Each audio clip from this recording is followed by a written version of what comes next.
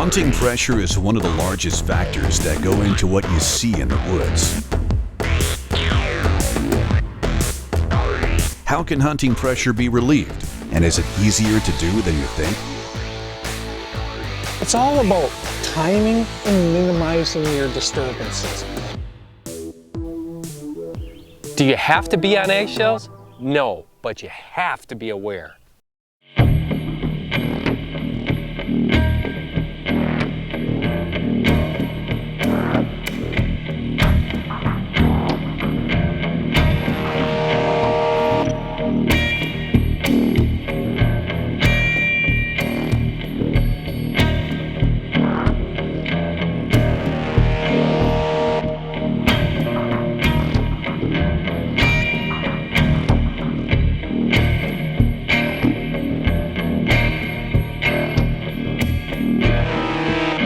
I'm Steve Bartella. I'm Gordy Cron.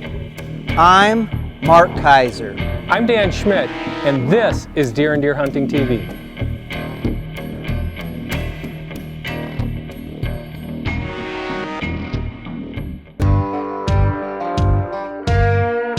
Hey, you feel pressure, you feel it at work, you feel it in your career, you feel it at home. There's all kinds of pressure pouring down on you, whether it's from your wife or your husband or your employer.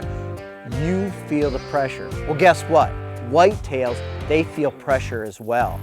And it comes from, the guy sitting right there or the gal on the couch watching this TV show during hunting season. And when bucks feel that pressure, they react. As a general rule, anyone who has spent time in the deer woods knows white-tailed deer are among the most skittish of creatures. Now throw in 3 months of being chased by hunters, that's called pressure. They don't just lollygag around clover fields anymore. They don't just stand out on the edge of a cornfield looking for you. They hide out. So where do these bucks go when the pressure's on, when hunting season opens? First and foremost, they go thick. They go deep into the brush. That means you're going to have to change up your tactics. Those field edge tactics that you were using early on, the first day or so, they're not going to work as well anymore. They might on a 1.5-year-old deer, maybe even a 2.5-year-old, but 4- and 5-year-old bucks, they've given up that edge lifestyle, at least during daylight. And so when you go into your bow stand, maybe that first weekend over a field that you've been glassing, you might see 30 deer. You might go there 2 nights later, maybe 20 deer. You go there the next weekend, 10 deer. And you go there 3 weeks later, you might see 1 or 2 deer. What's happening? The deer realize you're in there. You're pressuring them. You might not think you're pressuring them a lot. You're sneaking in and out of your stand, but they know you're there. They're feeling that pressure and they're reacting to it. An analogy I often use is the woods, the habitat is their house, just like your house.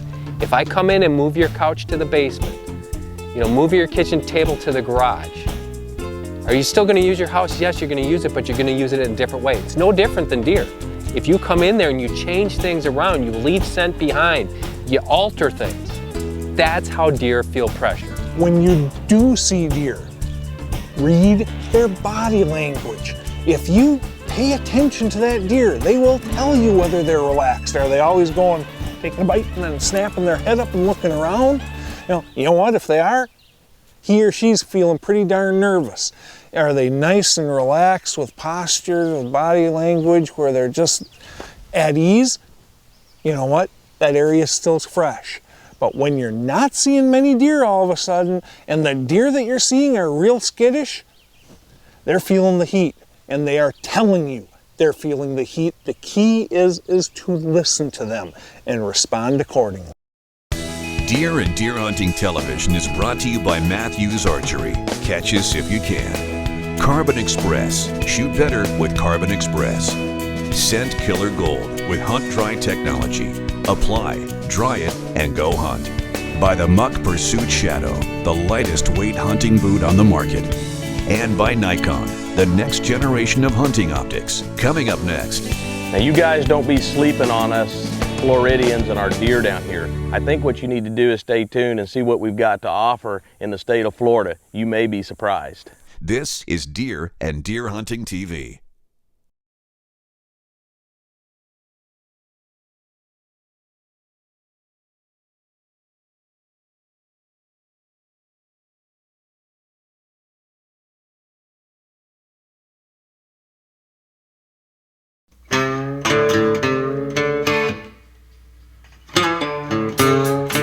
So how does a deer sense the pressure of a hunting season? By using their senses. There lies the question. How do you beat those senses? When the pressure's on, deer will continue to feed. They will continue to breathe. They'll go get a drink of water, but your trail cameras are going to show a uniquely different perspective. Instead of those daylight forays out and about, no, they are all under the cover of darkness. The next thing that you need to consider is how much hunting pressure is on your property. Now, if you're hunting public land, it likely could be a lot. And in those cases, you need to consider access points, because those access points are where everyone converges and gathers to dribble out into the woods to hunt. And deer, they know that that's where most of the pressure begins, is at a parking lot, a trailhead, whatever it be, even a farmyard where you and your buddies gather to go off to your different tree stands. You need to take that into consideration and then look for the furthest areas on that property where there's the least amount of access. But you need to try to separate yourself from that pressure, because those deer are going to do the exact same thing.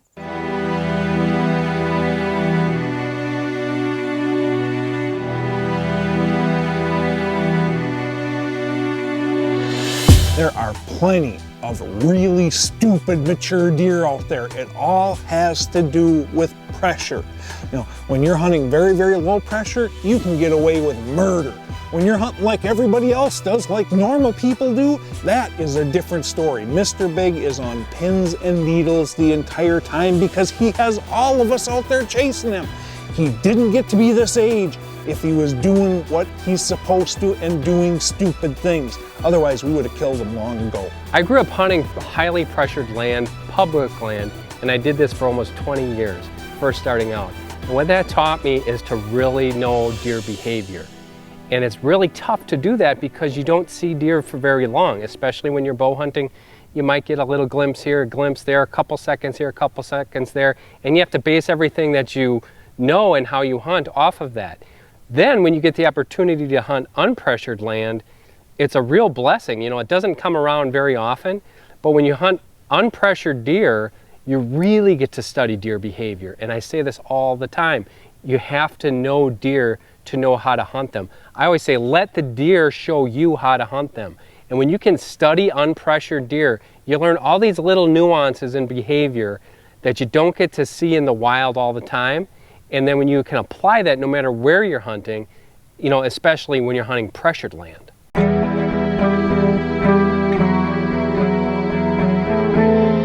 Welcome to South Central Florida. This country is dominated by grasslands and cattle ranches, and it's also home to some really big deer.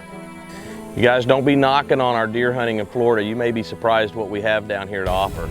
I'm hunting with Hoppy Kemper of Osceola Outfitters, and he set us up on a working cattle ranch with some really great deer habitat. The MacArthur Research Center is a 10,500 acre working cattle ranch that also serves as a natural laboratory for conservation. We run 3,000 head of mama cows, and the production, the income or the revenue that's generated from the cows facilitate and run the research operation.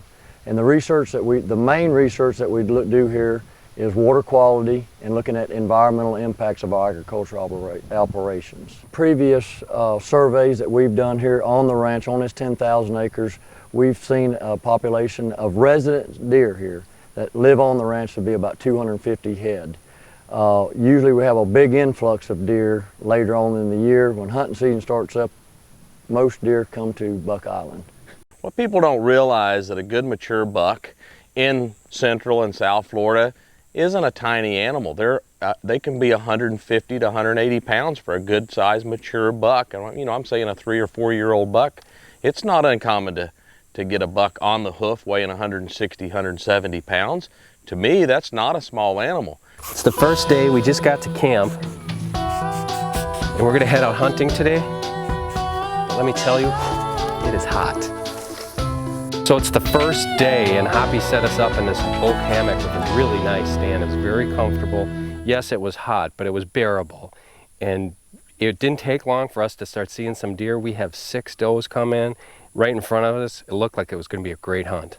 What was really crazy about that, and you know, really good deer behavior, is we're watching those does and they're feeding in front of us, and you would think that the biggest doe, she's obviously the matriarch, you think she would be in charge. That wasn't the case, and that's a good thing about observing deer behavior, is the one that was in charge was a much younger deer, much lower in the pecking order age-wise, but not dominance-wise. It was a great sit. We got to see some deer, we got to watch them interact. No bucks though, so we're gonna see what happens tomorrow. Coming up next. My heart is hammering. I'm looking at that big 10-pointer standing there. That's a big 10-pointer no matter where you hunt. But in Florida, I mean, that is like a once-in-a-lifetime deer. This is Deer and Deer Hunting TV.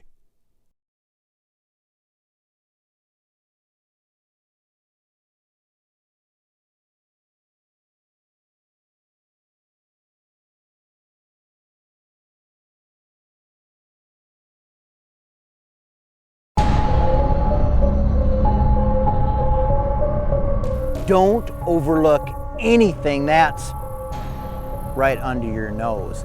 Whitetails, they are just magicians at disappearing. And sometimes what you think a big buck has left is really him just hiding out in one or more unique areas right there in his home range. It takes a lot of pressure to get a deer to leave their home range, and especially their core range. Now they will leave it for the rut, but you hunting them, that's not necessarily the case. And numerous studies have shown that whitetails, when they've been GPS collared and tracked, they don't leave their home range. They just simply find better ways to hide from you. There's a big misnomer when hunting unpressured deer. People think, oh, it's super easy. You just go out there and this deer walks in and you shoot it. It's not that easy. Whitetails are whitetails. As long as they're free-ranging deer, they're gonna be wild. Just because they're unpressured doesn't mean they exhibit all that classic behavior. Staging behavior by mature bucks. Big thing. Bucks come in, they don't just come running in like a fawn would to a food plot or a food source or whatnot. Mature bucks are inherently programmed to stage. And what that means is they get to an area and they stay back and they wait and they survey that area. It's with their ears, it's with their eyes, it's with their nose. Now, an unpressured deer might come in more readily. He's gonna come in, stage for a little bit, and then come in to feed wherever he might be feeding. A pressured deer is gonna do that much longer, and most times this is why you don't see mature bucks on pressured land near food sources, because they'll stage back and they don't come in until it's dark. Unpressured deer, different story. They might come in 15 minutes, a half an hour before last light to come in and feed. That's the difference. But this behavior that you watch, the staging behavior, the way they test the wind, the way they use their ears to listen for danger, it's the same no matter how you're hunting them. So just because you get on a piece of unpressured land, don't think that this is going to be a walk in the park, because it's not. Nice and warm this morning. It's a little steamy, huh? I spent most of my days hunting in the upper Midwest, Wisconsin, Minnesota, Illinois. And for me to get down here to Florida and to come to a different environment to hunt unpressured deer is a true blessing. So we get up at 5 o'clock in the morning. It is already hot. I mean, it's so weird. It's August, it's 94 degrees, and you're not expecting to be deer hunting, much less hunting rutting bucks. And that's exactly what happened today. It was crazy. You know, we get into the stand, the mosquitoes are absolutely horrendous, and before long, you look down, there's a doe there. And you know, she's coming through, and I'm not exactly sure what to think of this. All of a sudden I hear a buck grunt. And I look, and there's a buck standing right there, you know? I mean, it was crazy. It just happened so fast. So I let that buck walk, you know, it's first minutes of the first day, and Didn't take too long. I hear a little snap behind us. I look, 2 more deer. 2 more deer turn into 2 more bucks, and they just come walking right in. Let me tell you what, these are unpressured deer, and they gave us a show. We got to watch them for a long time. My heart is hammering. I'm looking at that big 10-pointer standing there. That's a big 10-pointer no matter where you hunt. But in Florida, I mean, that is like a once-in-a-lifetime deer. They're right next to a cattle pasture. You know, they're kind of just going up and down this fence line. There's acorns in here, and it was just so cool to have 2 nice bucks that close and get to watch them for that long. You know, both of these are nice deer for Florida. That smaller buck was a trophy buck for Florida, but man, I wanted that 10-pointer. He was so nice. So I had to wait a little bit. We watched him get out in front of us a little bit. And then just like anything else, even though these are unpressured deer, I wanted to make sure I did not screw this up. So I took my time, got in position. I was in a ladder stand, even bent my knee when I was shooting to make sure my arrow was on, and that arrow went right to its spot.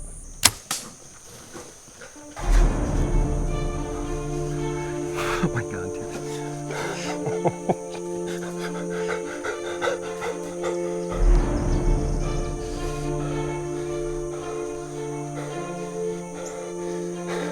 We just killed a giant buck. You know what? I was pretty shook. I mean, you probably saw it and heard it. I mean, my heart is just hammering. I'm just a mess. I'm just shaking and nerves and everything, and it's an adrenaline dump. You know, if you don't get like that, you shouldn't be hunting. Walking up to it, I knew it was a great deer. I was excited. Just he got bigger and bigger and bigger as I got closer to him. Oh my gosh. Holy cow. Oh, let me put the Matthews down here a second. Oh my God, what a buck. Oh, what a dandy. Oh, he's a perfect 10-pointer. Look at this, he's got velvet still hanging off his antlers. What a dandy buck. Holy cow. You know, earlier we talked about what you have to do when you're hunting pressured deer. Well, when you get the opportunity to hunt unpressured deer, you get to watch them and you get to study their behavior. And that's something I always say. To be able to hunt deer, you have to know deer. And to know deer, you have to learn their behavior. This is the ultimate payoff.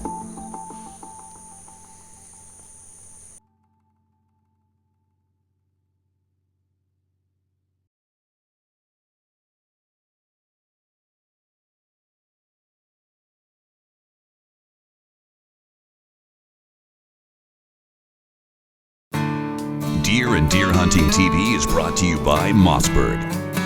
Built rugged, proudly American. By Cuddyback, more deer, fewer blanks. Hunter's Safety System, saving lives is what we do. By Analogics, protect your herd with the power of science. And by Block Vault, get locked in. Whether you're hunting pressured deer or unpressured deer, you want them to be healthy. Sometimes that means bringing the nutrition to them. Creating mineral licks is one way of doing this, but you gotta have the right ingredients to keep deer healthy year-round. At bare minimum, you're looking for something that has manganese, copper, zinc, selenium, the key vitamins and minerals deer need to stay healthy all year round. You know, creating a mineral lick that deer are going to use is more than just walking out in the woods and dumping this stuff out there. You're going to waste your time and your money doing that. What you ideally would like is to have your mineral site near a water source, or at least a deer trail leading to a water source. The reason for this is deer will absorb that mineral much more readily if they can drink after they eat the mineral. So what we want to do is we want to find a spot right here. We're by a deer trail. We're just going to clear the earth a little bit here. The key to any mineral is getting it to leach into the soil. Any natural deer lick, deer will come to year after year after year, and they're going to actually eat that down into the ground. They actually eat the soil. Deer are what they eat, and they get it through the ground. They get it through the soil. It's what's in the soil that gives them the minerals. So that's what we're going to do here. We're going to clear this out.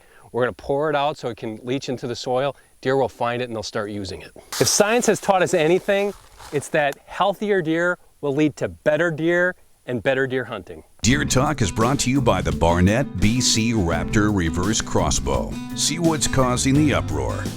20 years ago, crossbows were a small segment in the hunting community. Today, they are the fastest growing market in bow hunting. Crossbows are growing so fast because of ease of use, and they allow you to extend your effective range. These increased efficiencies can be directly linked to technology and innovation. We're at Barnett Crossbows near Tampa, Florida, where more than 250 people work every day to make Barnett Crossbows #1 in America. No matter what type of bow hunter you are, you can't extend your range unless you're shooting quality equipment. How often has this happened to you? You're out there hunting and here comes a really nice buck and he's just out of your range. To extend that range, you start at the ground level. That's why I'm 20 yards away here today. We're going to show you how you start short and then you can incrementally work your way up to shoot longer distances.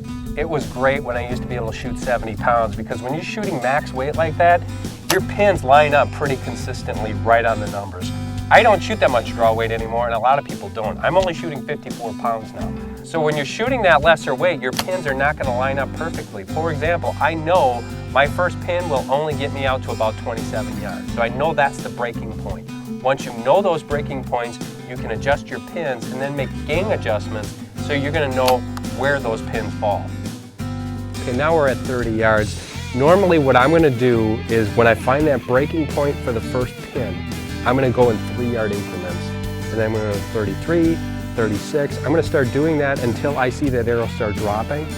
Then I know then it's time to go to my third pin. We're going to dial that in and see how far it gets us. Okay, we're back to 55 yards. And now we've found where our breaking points are for all of these pins. I have 5 pins on this site, and it's going to take me out to 55 yards. And now I'm going to practice at this distance, not thinking that I'm going to take a shot at a deer at this distance, but what you find out is the slightest flaw in your shooting form is going to show up in spades on that target. What this helps me do is when I practice at these distances, it makes those shorter distance, that 35-yard shot, the 32-yard shot, the 30-yard shot, seem like layups in the end. Be sure to check Deer and Deer Hunting out online and on Facebook.